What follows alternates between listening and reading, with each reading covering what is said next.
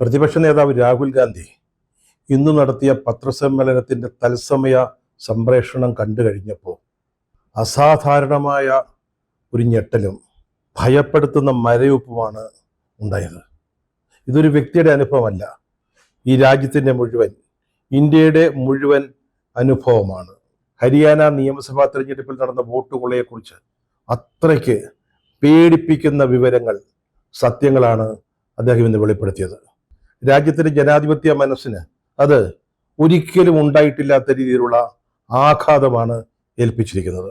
Vote കൊള്ളയെക്കുറിച്ചുള്ള കഴിഞ്ഞ പത്രസമ്മേളനം കഴിഞ്ഞപ്പോൾ ഇനി ഒരു ഹൈഡ്രജൻ ബോംബ് വരാതിരിക്കുന്നുവെന്ന് രാഹുൽ ഗാന്ധി തന്നെ പറഞ്ഞിരുന്നതാണ്. ഇത് ശരിക്കും ഒരു ഹൈഡ്രജൻ ബോംബാണ്. പ്രധാനമന്ത്രി മോദിയും ആഭ്യന്തരമന്ത്രി അമിത്ഷായും തെരഞ്ഞെടുപ്പ് കമ്മീഷനും കൂടെ ചേർന്ന് നമ്മുടെ രാജ്യത്തെ ജനാധിപത്യത്തെ കൊല്ലാക്കൊല ചെയ്യുന്നതിൻ്റെ സത്യസന്ധമായ, വിശ്വസനീയമായ, സുദൃഢമായ തെളിവുകളാണ് ഇന്ന് അദ്ദേഹം പത്രസമ്മേളനത്തിൽ നിരത്തിയത്.